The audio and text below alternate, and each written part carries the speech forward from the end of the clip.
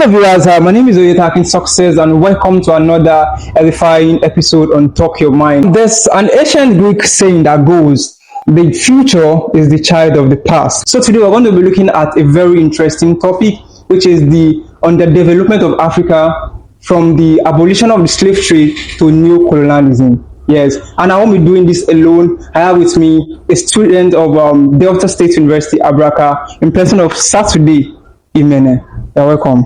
Thank you very much for this opportunity you have given to me. Thank you very much for honoring our invitation as well. Okay, let's start with the definition of history and the definition of new colonialism. Okay, thank you very much. As a student of history, I understand that history does not have a particular definition. As we grow, we can evolve and create our own definition of history. But I will give you two notable definitions of history, which every historian should know. The first one is by Karl Marx. Karl Marx defined history as the relationship between man and his environment and the environment on man. That means how man relates with his environment to survive and what effect does the environment have on man. Environment can be human, it can be nature, it can be everything around. So how does man relate with his environment? That is history. While E.H. Carr, who gave his own definition, he said history is the continual interaction between the historian and his facts. The historian, they interact with their fact, and he went further to say an unending dialogue between the past and the present. No, whenever you said the past, the future is a child of the past. Yeah. So we see that it is an interaction. The past and the present must interact, and the future and the historians and his fact must interact. So that's what makes history to come out. So when we talk about new colonialism, when we hear the word new means new. We know that colonialism is a domination of one country or whatever on the other. So when we see new colonialism is a new pattern of colonization, and this is what happened after most of these countries, particularly African countries, have gained independence, and their colonial masters look for another means in which to control them. Though they are free, they have gotten independence, but their colonial masters still have way of controlling them. Thank you. Oh wow, that's very impressive. Okay, and this will take me to this question now. Was Africa developed before the contact of the Europeans? For me, Africa was developed before the contact of the Europeans. I have been able to try to debunk all those ideas of Africa. Drevo. In fact, Drevo was even saying the rest was darkness. Why would we say the rest was darkness? Because we have not been to Africa before. So Africa was developed before they came. Look at the ancient Egypt civilization. See how Egypt was civilized. Though they say writing started from Mesopotamia, but Egypt was also part of the people that started writing. They brought the writing techniques. Look at the buildings and the architect. You understand that those things have influence on other world civilization. For instance, the Mexico civilization and the American civilization. So look at it.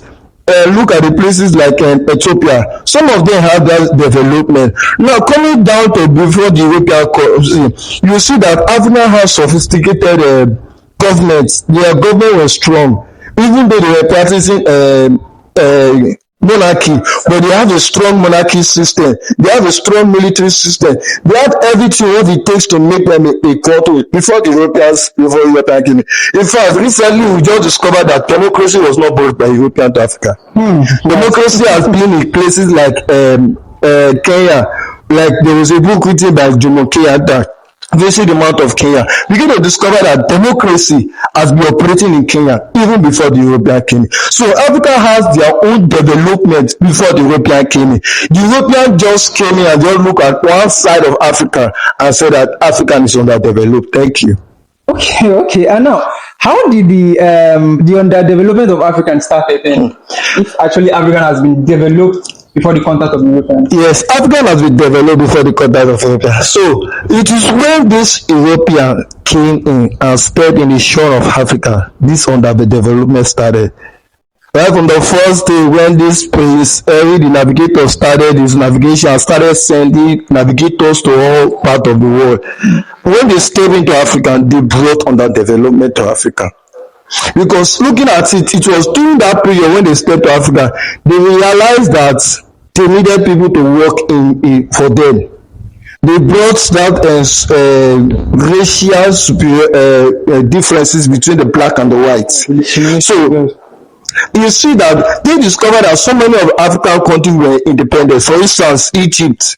Let me use Muhammad Ali as an example. Egypt. They came to a point they discovered that Egypt could produce some things by themselves. They realized that Egypt will not want to depend on external countries around, especially from the outside. But they did everything at their possible best to damage everything so that Egypt can depend on them, so that they cannot be handicapped. Let me use that word, handicap, so that Egypt will not be depending on them. It was not during that period now when they see other countries, other places like the Western Sahel or all those other sides, when they were not that strong. So they have to pick their people, take them as slaves to go and work in their plantation, because they discovered that they have plantation there in those colonies in the America, and they started using this African to work in those plantations. So in a nutshell, the old underdevelopment started from that slave trade. Wow. Because they were looking for how to develop themselves, and they don't have what it takes to develop themselves. So it was Africa that had what it takes. How did the Berlin Conference, yes, and what role does they did play that led to the neo-colonialism in Africa? Okay, the Berlin Conference only came after the abolition of slave trade. So when they abolished slave trade, the Europeans looked for another way to underdevelop Africa. And what is that way? Was to take over their territories. So when they were taking over territory, it brought what we call scramble for Africa. British was saying, this one belongs to me, this one belongs to me. So they have to settle the matter and wait for Berlin Conference. So in that Berlin Conference of 1884, 1885, the countries, they sat down and they shared Africa among themselves. I remember King Leopold of Belgium made that statement and said, I can't wait to receive my magnificent share of the African cake. Imagine Africa in a cake. And you know the damage that man brought to Congo Kingdom. I made a quote that I wrote the quote. I said, if Leopold Belgium, if he has lost a tomb of his right hand, you will know what he has done to Africa, to Congo Kingdom, what he did to them. So that Berlin Conference is where they shared Africa. I say, okay, let's go. The British took over. The British took over Nigeria. France took over this, that. So that Berlin Conference paved way for colonization. Now, 1900 colonization started. What were those factors that made Africans to stand up, to want to fight for their independence? There are so many factors that made Africans stand up to start fighting for their independence. One of it is the negligence of the African people. Neglected the African people in partaking in whatever they do. The Africans were not part of the government. Set them aside. Yeah, they put them aside. And another reason that led to African fighting again was the outbreak of the Second World War. Because when they went for the Second World War, they took some Africans and they saw how it happened in the Second World War. They saw how these black people that are oppressing us, they are also like us. They can die, they can cry, they can kill themselves for their country to be independent. So why not we push our own? So we see our educated elites, they were coming back, having that ideology. Kwame Nkrumah, Jomo Kenyatta, Julius Nyerere, Nnamdi Azikiwe, they were coming back with that idea and said, yes, we can fight for independence. These people have displaced us, we need our place back. So they push, and that was how they fight for independence. And many of them were able to gain independence. Oh, that's very impressive. So now let's talk about the neo-colonialism era in Africa and after independence. Neo-colonialism era after independence, yes. It's so funny to me that of all the continents in this world that this European country colonized, it's only Africa that is still under neo-colonialism. Because British colonized India, but India is not operating neo-colonialism. Why is it Africa? Because they knew what they wanted from Africa. So this neo-colonialism is still on. Kwame Nkrumah called it the last stage of imperialism. Kwame Nkrumah say new colonialism is a tool used to replace colonialism upon Africa. So it's a way whereby the European powers have lost their territories, but they are using the people of those territories to rule. For example, the government, their puppets. So you don't blame what is happening in Nigeria and some other country and say the government is bad, the government is bad. Because the people that have given it and give them independence, they are still the one controlling it, even though they are not in the country, but they are the one controlling the affairs of those countries. That's why some of the countries right now, their eyes are beginning to open. Why do we need all these people? So this new colonialism, we have countries like Burkina Faso. Yes. So this new colonialism is now making it look like it's a new scramble for Africa. Wow, this is very interesting. So, viewers, let's go on a commercial break. We'll be right back for the Talk Your Mind section properly.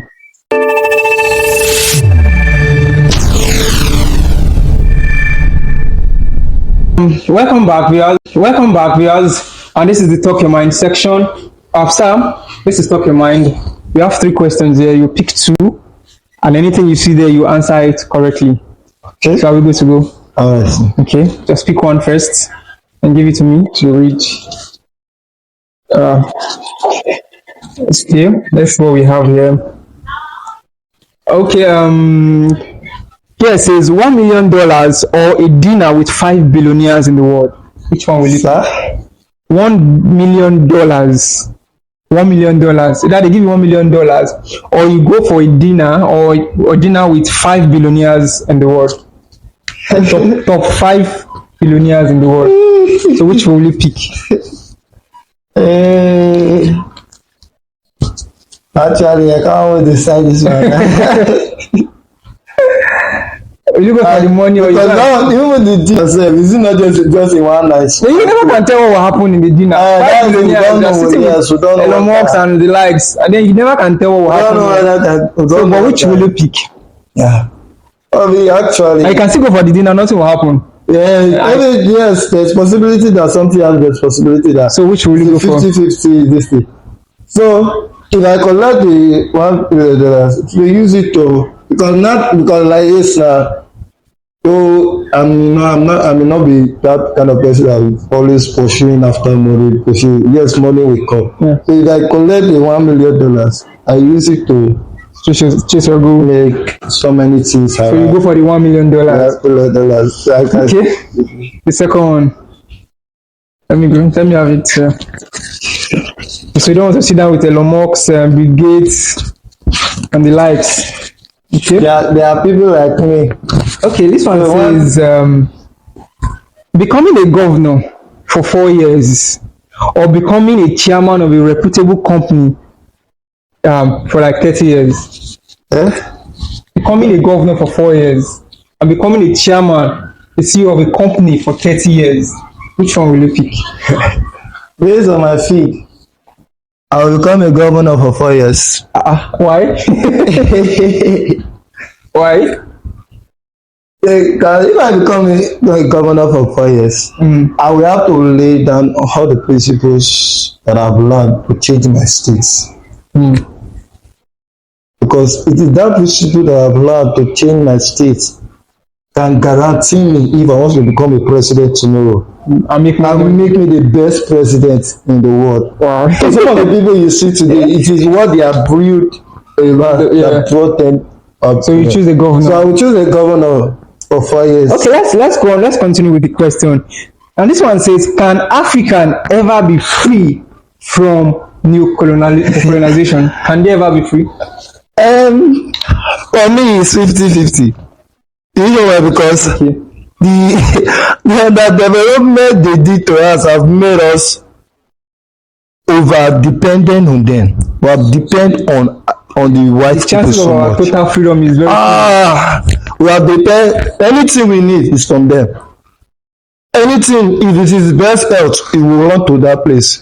If it is best school, we run there. If it is best this, we run there. Why not we in our own time? So it's 50-50. Africa can rise up and say, okay, we don't want anymore. Okay, take for instance Burkina Faso. the military head, Ibrahim Traore. See what Ibrahim Traore is doing now. He's making everything possible in his power to make sure that France does not have rule over Burkina Faso.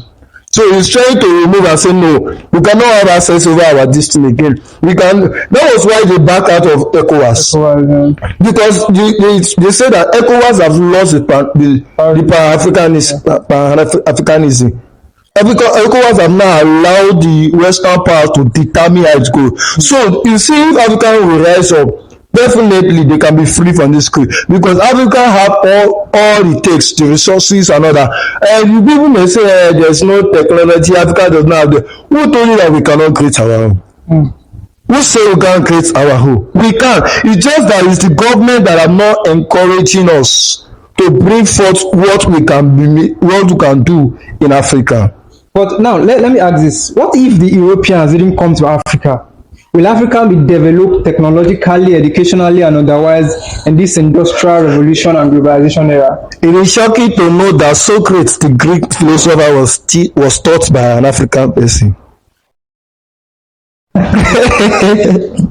It was taught by an African person. And it is shocking to know that most of the Western education that was brought to us, most of them were taught by Africans.